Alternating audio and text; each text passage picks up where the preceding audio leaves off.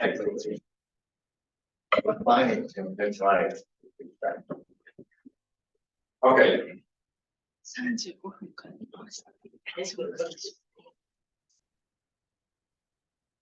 All the advanced slides.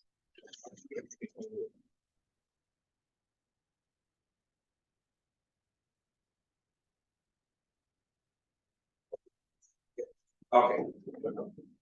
So the motivation for the whole my research is to give compositional semantic to sentences and use them to cite elements, including practice and other purposes. And using the Davidsonian event semantic, now the Davidsonian event semantic, so I can deal with the modification and in the future tense aspects and so on. Well, the Davidsonian event semantics was created for for making entailment easy. So what's the problem? Well, in fact, there are a few. Well, in short, the problem is that not all sentences are about battering a toast on static Caesar. So if I dare rank this problem by importance, I would say that probably anaphora is most important because, well, we can hardly make an English sentence without she or he. While relative clauses are also very common in writing. On the other hand, if we look how these problems are tackled in event semantics literature, we get this picture. Well, quantification has its own name, event quantification problem, and quite a lot of research went into it, including by some people in the audience. On the relative clauses, it is very hard to find an example in event semantics literature how they analyze this. To anaphora, I have some on my computer, some PDF files of representative paper in semantics, including some book chapters explaining this. And I looked manually through all the examples, and then I just did search for pronouns and anaphora. And I found in all this thing that I have on my computer only one mentioning of pronoun. And it was in a paper by a recent paper by Roger Schwarzschild. And this mentioning was in a sentence that pronoun is not our focus here. I will not say about it. So I'm afraid I also got into this mess and proposed that dialect of Davidsonian and semantics, which are variable-free dialect of Davidsonian semantics. It was designed rather than to tackle some of the questions, specifically quantification and complex quantification.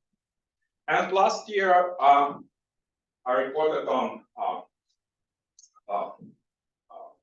relative clauses and traces. And well, this year, about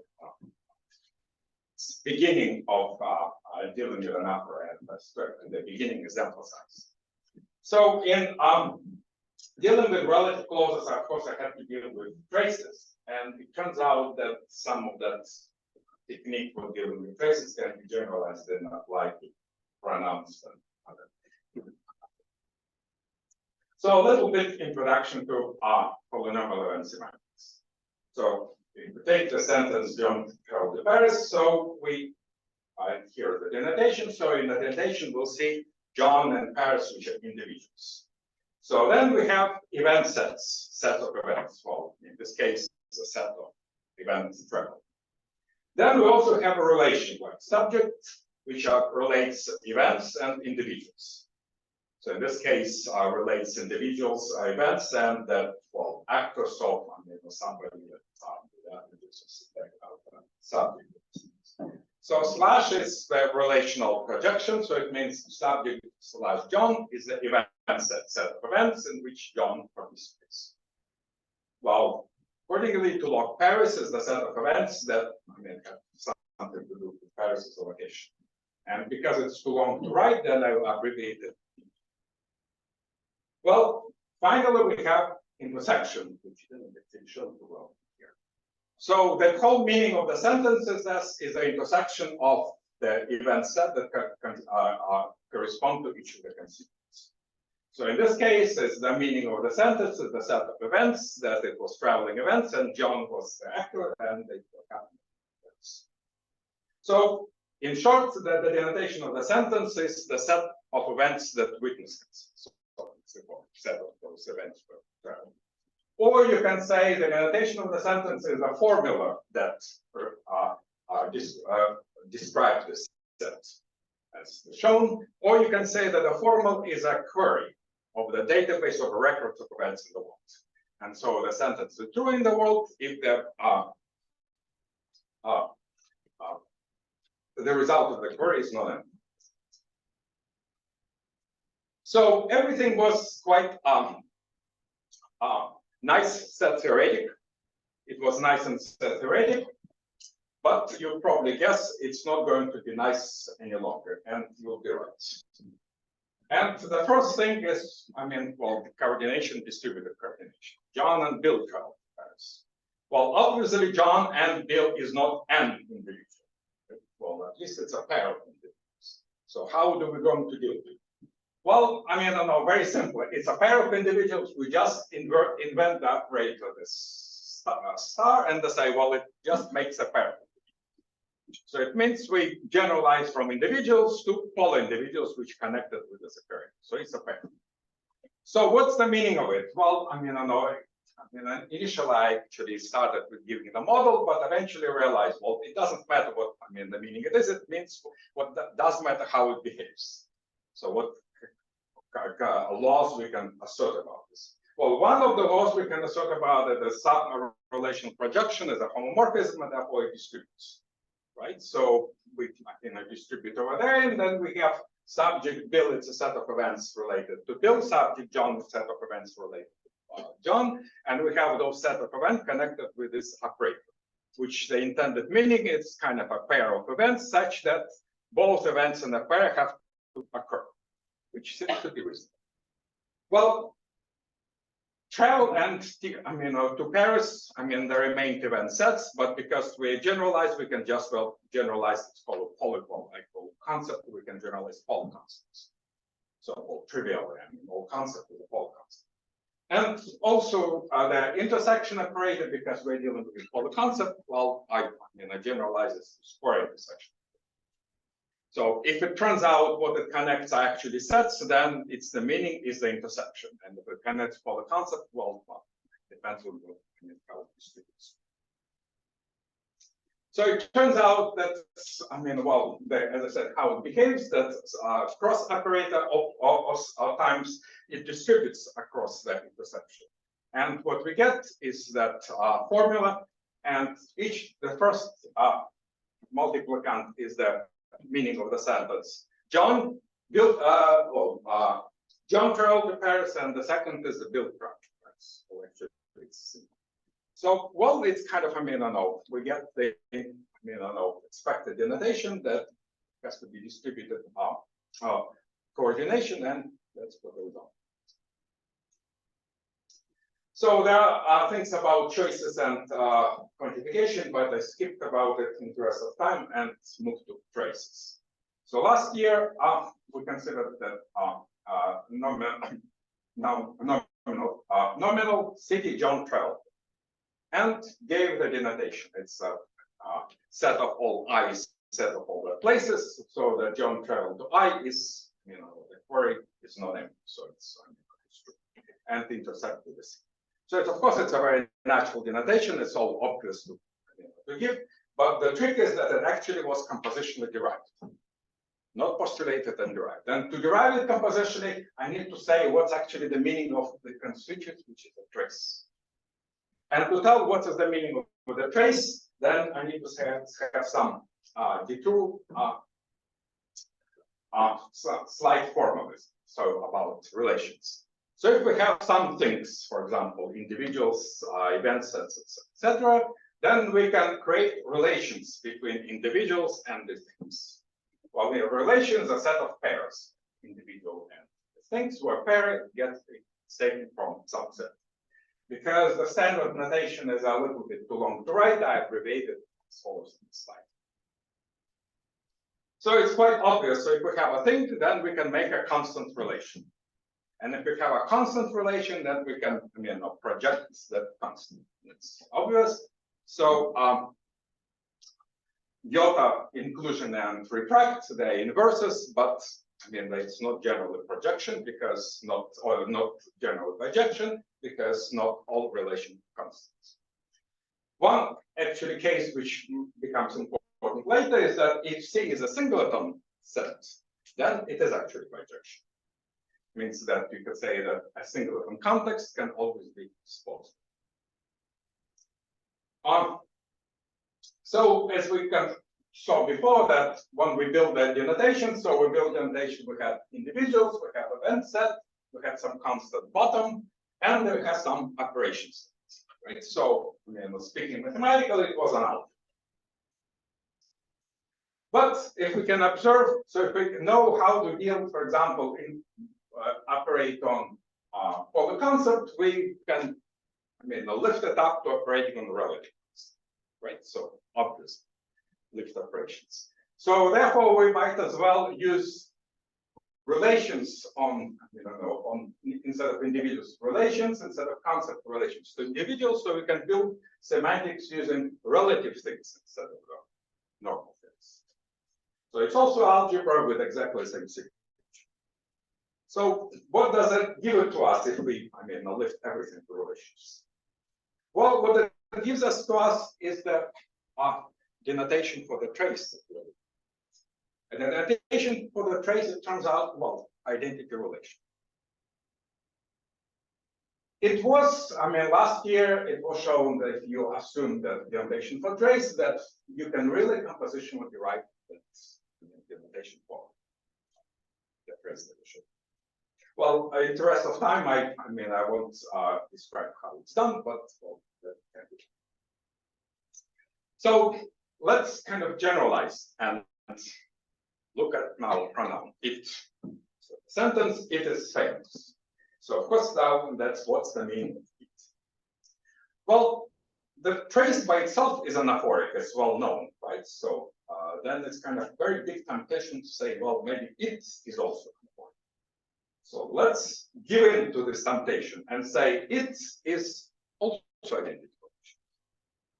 So what do we get out of it? So if we apply, on our framework and while using embedding as needed, we get the following denotation: it is famous. And well, it's kind of makes sense. So what can we say about this? So first of all, it's we say sentence it is famous is grammatical and meaningful. Here's the denotation. Just by itself. The context is, this is a sentence by itself. No discourse by itself. Well, and I claim that it's I have a denotation that's meaningful, and why it is meaningful that it is the listener is free to imagine any referent for it, because there's none of this specified in the context. Technically, I can say the denotation is inherently relative, so the projection raw cannot be applied, right? Because I appear in here, so you cannot. It's not a constant relation. Another interesting thing to say. So if we remember Hamblin's theory of interrogative, it turns out that it is famous has essentially the same denotation as who is famous, which to me makes sense. Indeed. When you say it is famous, then in empty construct, the first thing that comes to mind is who is it? Which is the denotation formally gives to us. Well, let's move on and John traveled to Paris, but what Paris meant to be a NP that meant to be a reference. So to give the notation, we need to say, well, what should be the meaning of Paris? So the meaning of Paris by itself is Paris. So and if we wanted to project, so we say, well, it's a project in a context which is Paris. Right? So if obviously that means it's a relation with Paris.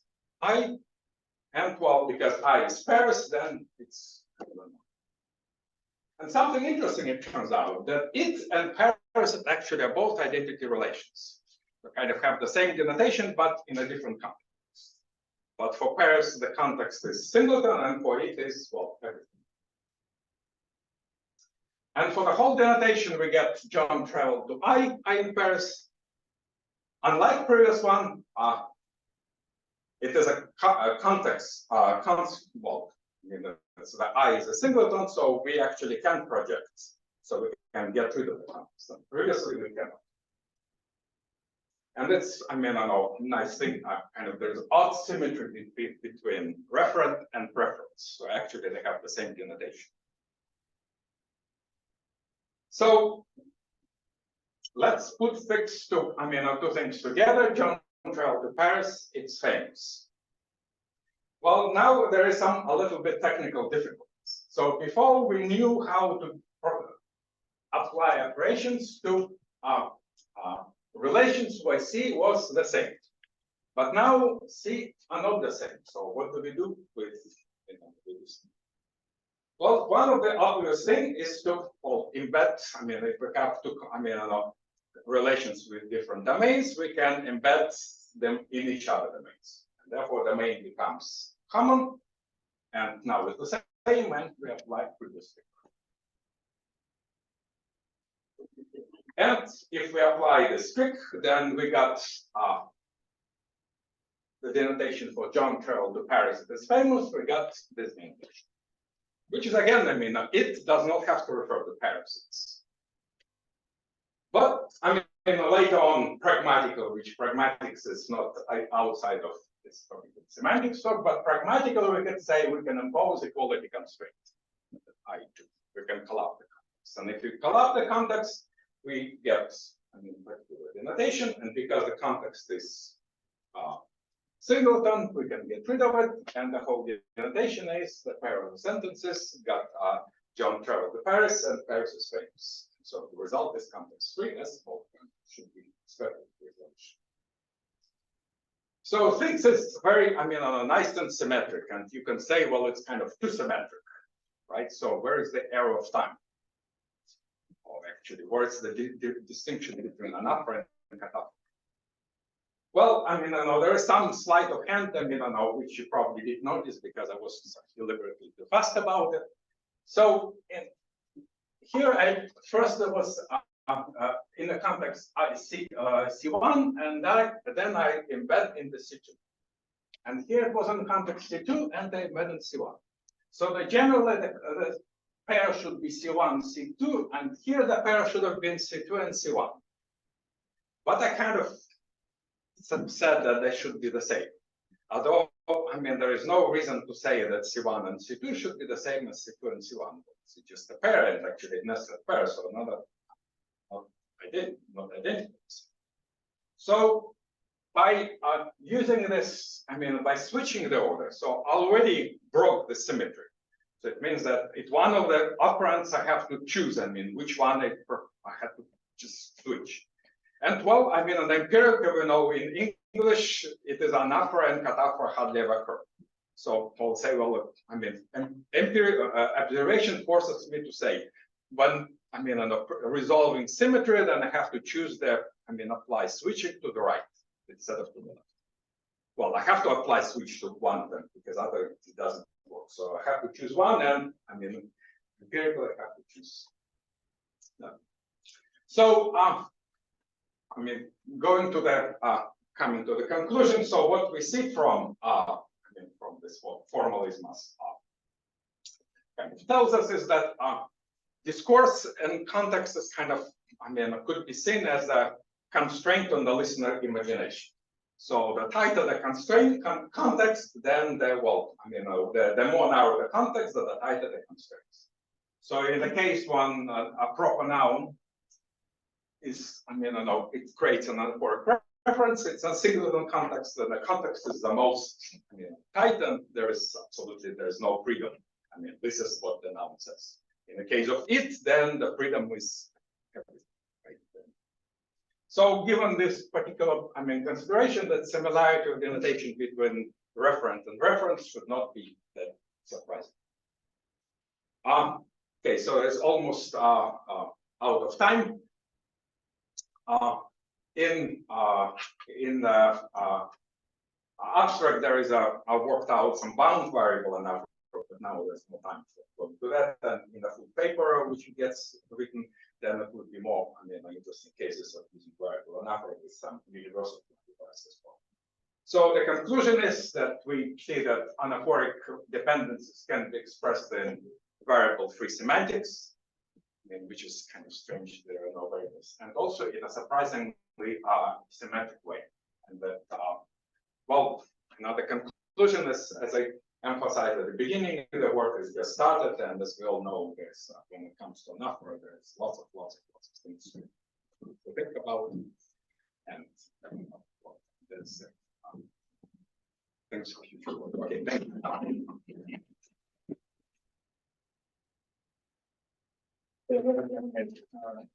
Are there any questions? Maybe may I start? Yes.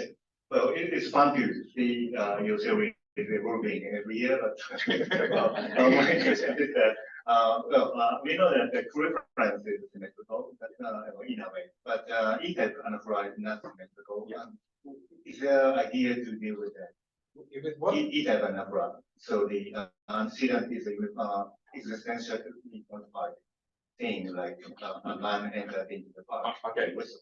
That we cannot go like he whistled a man entered into the park.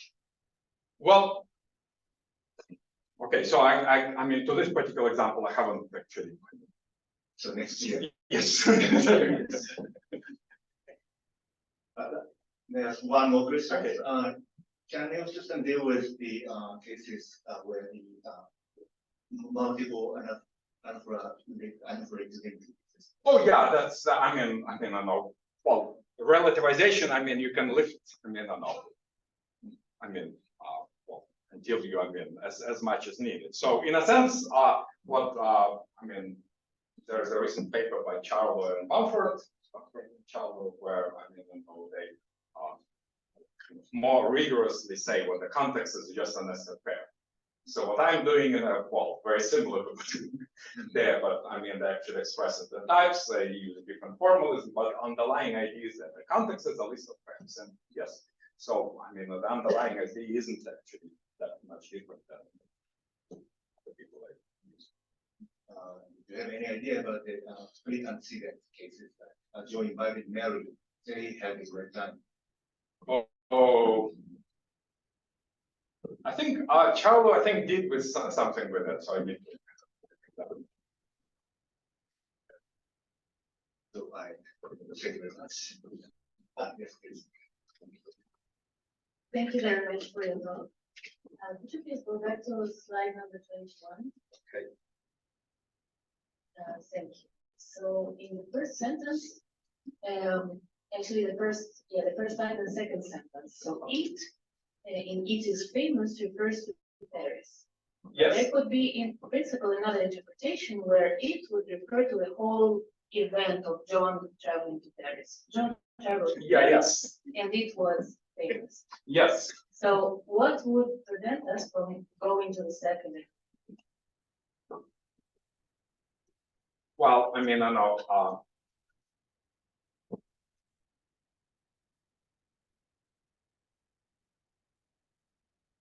Well, the answer is that, and here I consider it as a nominal noun, where it's, I mean, it's not refers to event and refers to a nominal, right? Because we say it, I mean, refers to, I mean, John going to Paris, that actually where it refers to the whole event of going to Paris, right? It's not a nominal reference. So, I mean, I haven't actually looked at it, but I mean, you're right to pointing it out that, especially in semantics, that it can also refer to the events, right? I haven't actually looked at it. No, I mean, there's nothing to prevent it because you can also refer to event.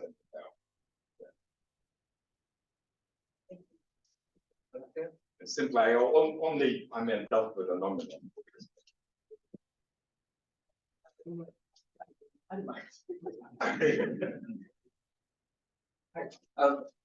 Thanks for your talk on.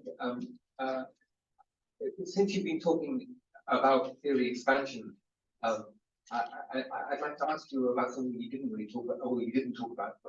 So you kind of collapse together, or at least you have the same operation, traces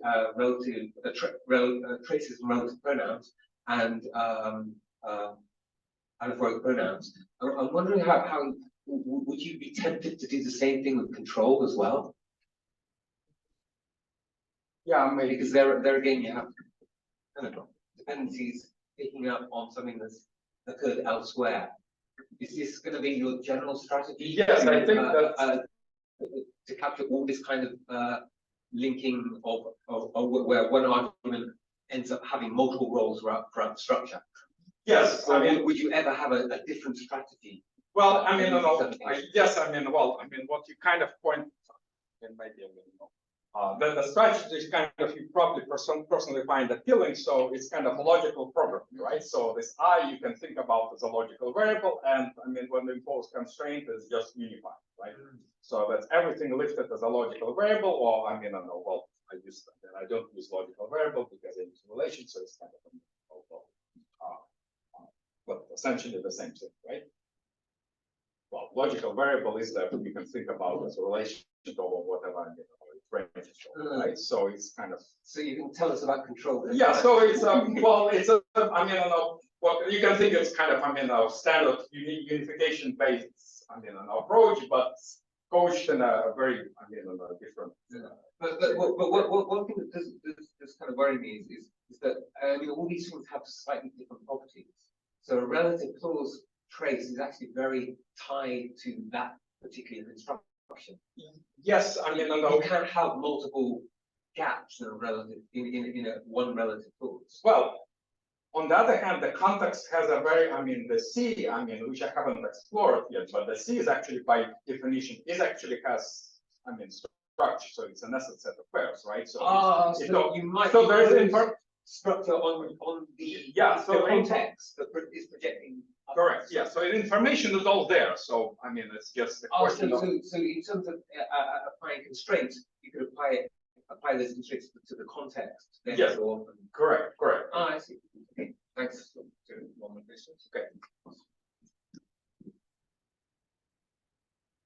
It was really interesting. I think I need to know the story about quantification to like really understand the answer for this question. But I'm wondering what happens when you could even until and under the quantifier and put it in the second sentence and see if it takes back the sub events or like the total event.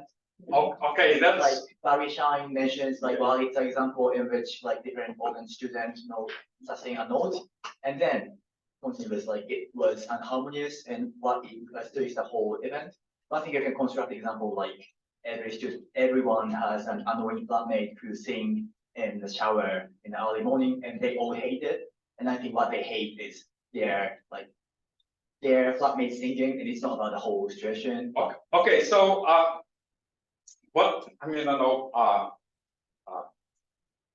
Yes, I mean there is a. I mean, I know in the full abstract I talk some. I mean, simple example of quantification, like for example when I mean, I know. Well, a man. Well, whatever I mean, I know. A man entered and he I mean, smiled, and like every man, like all men entered, his smile doesn't compute, but actually they smiled, it actually does work, right? So it's already in the abstract. But what you say is a more complicated example. It's well, it will be in the paper. So.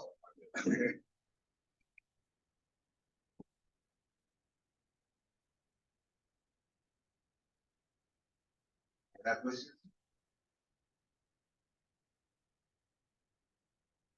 Say something more. Well, it's already. I think I'm already in the red.